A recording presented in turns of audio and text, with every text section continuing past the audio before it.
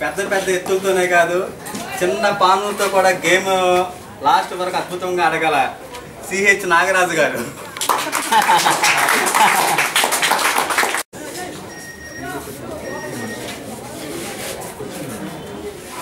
ఈరోజు టోర్నమెంట్ బాగానే జరిగింది. ఫస్ట్ రౌండ్ మాత్రం కొన్ని కారణాల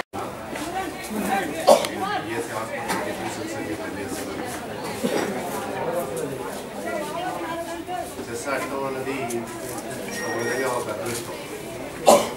ఎందుకంటే చెస్ ఆడినందువల్ల మెదడుకి చాలా మంచిగా వస్తుంది, జ్ఞాపకశక్తి కలుగుతుంది. తర్వాత క్రమ పద్ధతిలో యాక్టివేట్ చేయడం అవుతుంది. So it is a brain game. Chess అనేది బ్రెయిన్ గేమ్. చాలా హ్యాపీగా ఉంటుంది.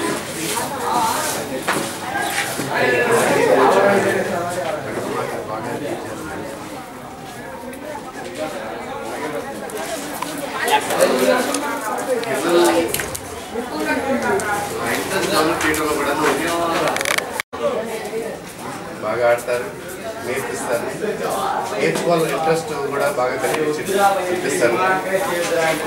ఆయన్ని బాగా ఉపయోగించుకొని మీరు మరీ బాగా ఆడి ఇంకా మంచి టోర్నమెంట్స్లో పాల్గొని మంచి ప్రైజ్లు ఆయన స్టూడెంట్స్కి పొంది అభివృద్ధిలోకి రావాలని ఆకాంక్ష. ఒక పెద్ద కంపెనీలో ఒక మిషన్ పాడైపోయిందంట.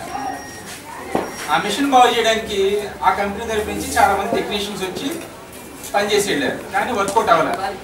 వీళ్ళందరూ మేనేజ్ దగ్గరికి వెళ్ళి, అయ్యారు మేము పని చేయలేము ఈ పని, ఇంకా ఎవరైనా బయట నుంచి పిలవండి అన్నాడు. సరే ఒక కంపెనీకి వీళ్ళు ఇన్ఫర్మేషన్ ఇచ్చారు ఇలా ఉంది పరిస్థితి అని. సరే అని చెప్పి ఆయన వచ్చి చూసి మిషన్ మొత్తం చెక్ చేసి ఒక దగ్గర తన టూల్స్ ఉంటుంది కదా బ్యాగ్లో నుంచి చిన్న సుత్ తీసి ఒక 2 సార్లు కొట్టాడంట. మిషన్ స్టార్ట్ అయ్యింది ఆన్ అవడం. సో బిల్ ఇస్తారు కదా ఏమన్నా రాసి, సో 10,000 బిల్ అని రాసి ఇచ్చాడంట. 10,000 బిల్ రాసి వెళ్ళిపోతే వీళ్ళు ఉంటారు కదా అక్కడ పనిచేసే, అప్పుడు దాకా ఎవరికైతే పని చేయలేదు వాళ్ళందరూ వచ్చి ఒక సుత్తో కొట్టాడు, దానికి 10,000 ఇవ్వాలా మనం అన్నారంట. సరే అయితే వీళ్ళు మేనేజ్మెంట్ తెలివిగా అలా కాదు, మీరు రిపేర్ చేయడానికి ఏం ఉపయోగించారో వస్తువులు అది లిస్ట్ రాయండి, బిల్లు పెట్టండి అన్నారంట. సరే అయితే నా సర్వీస్ ఛార్జీ 9,995 రూపాయలు, సుత్తు ఖరీదు 2 రూపాయలు, సుత్తు మీరే ఉంచుకోండి, 9,995 రూపాయలు మాత్రం నాకు పంపించండి. అర్థమైందా మీకు? అప్పుడే ఆయన దీన్ని బట్టి నాకు ఒకటి చెప్తాడన్నమాట. అందరికీ అన్నీ వచ్చు, కానీ ఎక్కడ కొట్టాలి, ఏ మోటార్లో కొట్టాలి అనేది తెలుసుకోవడం అనేది ముఖ్యం అనమాట. అలాగే ఈ చెస్ వల్ల మీ బ్రెయిన్ అంత షార్ప్గా పనిచేస్తాయి. ఓకే, నేను చెప్పాలనుకున్నంత కథలో చెప్పేశాను. థ్యాంక్స్ నేర్చుకున్నాను అన్నమాట. నేను నేర్చుకోవాల్సి ఇంకా చాలా ఉంది. ఆ తర్వాత నాకు డిఫరెంట్గా కనపడిన ఇంకొక వ్యక్తి నాగరాజు వచ్చి మన చెస్ ఇన్స్టిట్యూట్కి వచ్చి ఓన్లీ పాన్స్తోనే మూవ్ చేసి అమ్మో గేమ్ ఇంత భయంకరంగా ఆడతారా అని గేమ్ గెలవడం కూడా ఓన్లీ పాన్తో అంటే పీసులు డెవలప్ చేయకుండా పాన్తో కూడా ఆడి గేమ్ గెలిచి చాలా మందికి ఆదర్శం ఇచ్చాడు. సో ఒక 2 మాటలు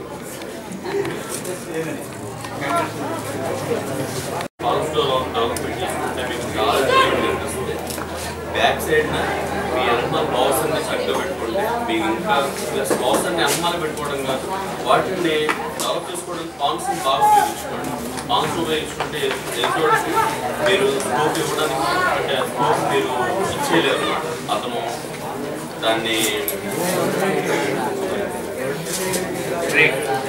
అంటే అతను మూవ్ చేయడానికి కూడా ఆలోచిస్తాడు, ఏం ఆలోచించాలో కూడా తిరిగి పరిస్థితి అప్పుడు అలా చేసుకుంటే మీకు చాలా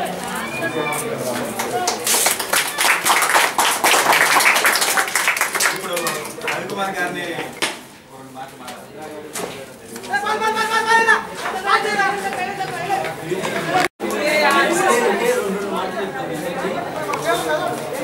చెస్ బ్యాటిల్ ఫీల్డ్ మీరు చెస్ ఎంత బాగా ఆడతారో దాని లైఫ్ కూడా అడాప్ట్ చేసుకుంటారు. ఎందుకంటే చెస్ ఎంత మైండ్ గేమ్ ఛాలెంజింగ్గా ఉంటుందో లైఫ్లో కూడా ఎంత ఛాలెంజ్ తీసుకుంటే లైఫ్లో చాలా achievement.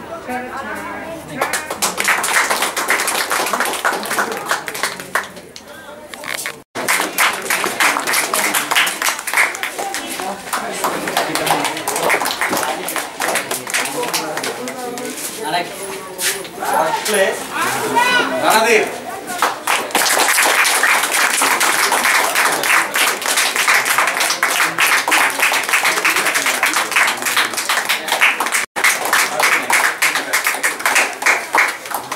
First place under 13 first place Sahiti.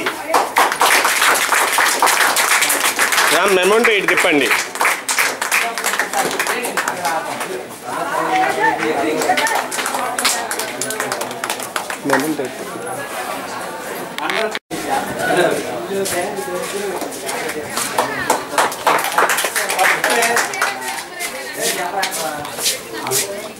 నేను ఆవిడకి ట్రై చేయలేదు. ఒక చిన్న మాట చెప్పాను. నాకు క్లాస్ చెప్పేటప్పుడు చాలా సిన్సియర్ చెప్పడం ఇష్టం. అయితే ఒక విషయాన్ని 2-3 సార్లు చెప్తాను, తర్వాత ఎవరికైనా ప్రాబ్లం వస్తుంది. సరే నేను ఒక స్టూడెంట్కి చెప్తున్నప్పుడు అతని దగ్గర ఒక 5 times వినరు కదా మాట వినకపోయేసరికి అప్పుడే వరమాన్య కూడా జాయిన్ అవుతాకి వస్తున్నాడు నా దగ్గరికి. వస్తున్నాడు ఇదే స్టేజ్ మీద పట్టుకుని అది చూసి కూడా నేరుగా నెక్స్ట్ వచ్చి నా దగ్గర జాయిన్ అయ్యాడు. అందుకే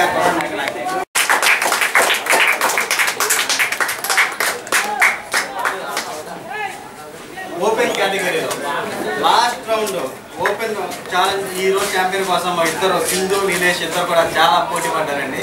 అందులో చిన్న మిస్టేక్ సింధు ఛాంపియన్షిప్ పోగొట్టు సెకండ్ ప్లేస్లో వచ్చి సింధు రామ్మ.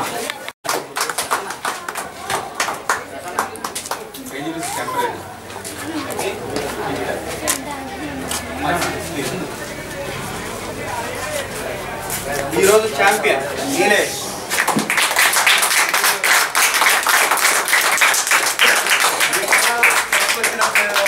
తెలియదు కానీ రైస్ తినక మాత్రం బాగా ఛాలెంజ్ చేసి మరి ఛాంపియన్ అయ్యాడు. ఇది ఆల్రెడీ ఇది నాకు వచ్చిన ప్రైజ్ అండి. ఇది నాకే కావాలని చెప్పేసి మరీ అడిగి మరి తీసుకుంటున్నాడు. నేను